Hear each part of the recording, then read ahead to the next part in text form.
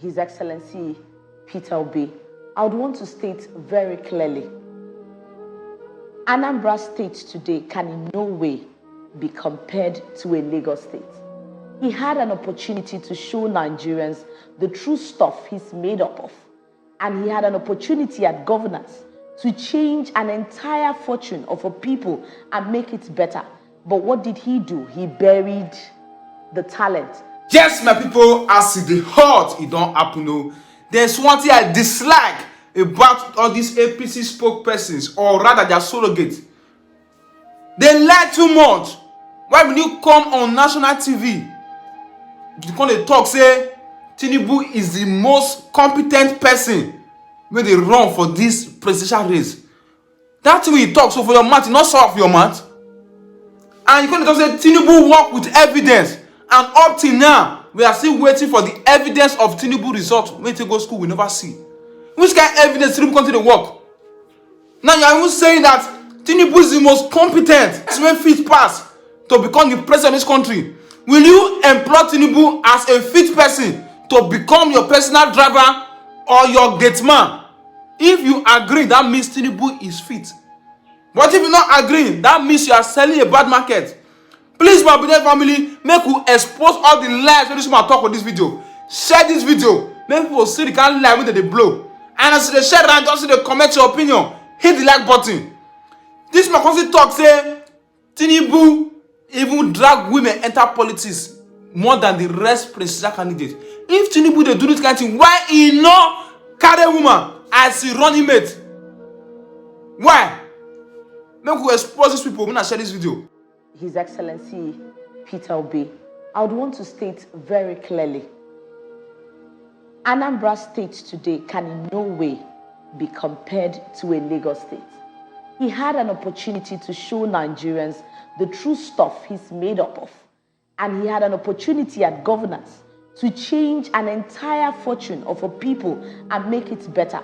But what did he do? He buried the talent and said, the talent you gave to me, I buried it, I saved. You saved while doctors are on strike for 9 months. You saved while teachers, workers cannot get paid their normal salaries and they go on strike for 11 months. You saved while the roads are still bad. You saved while small businesses are not working. You saved while you're selling part of the government properties and then keeping the money in the bank rather than investing it in human capital, investing it in businesses, investing it in the economy to build the economy. Remember, you're working with a section of Nigeria that are highly interested in business, highly interested in the economy. Providing them that startup, providing the right environment would have turned their fortunes completely around. So if you did not do it then, there's no magic you're coming to work in Nigeria right now. And so Nigerians must go for a man who has integrity and one who they can trust. Let's talk about your party's presidential candidate, Bola Tinubu, who has promised to prioritize national security, economy, education, power, and agriculture if elected president. Why do you think he will be able to deliver on all of these promises? I think it's simple. APC has the best candidate on the ballot for the presidential election come 2023. We are not asking for I will do. We're asking for evidence. What have you done in the past? I'll take us through the various sectors, but I'll begin with women inclusion in politics. Nobody has been as bold as Asiwaju Bola Ahmed Tinubu in the political space. Number one, he fought for democracy when it was not in trend to fight and stand up for democracy. Number two, he fought very hard to see that women are included, not just in the back burner or somewhere in the middle, but right at the forefront, when it was not trendy for any governor to run with a deputy who is a female. Asiwaju Bola Ahmed Tinubu took the bull by the horn and brought in a woman to run as his deputy, and he won that election. With all of this you have reeled out, many citizens are disenchanted with this current administration, especially over insecurity and economy. Do you really think you will be able to convince them to vote for the APC again? I think we need to be very critical when we are looking at the scorecard of the present administration. The present administration have done a lot of things to improve our whole situation as a country. Vis-a-vis the fact that this present administration has gone through a global pandemic that has affected every economy. I'm sure if you study even the UK, and know how much it is for food items in the UK right now.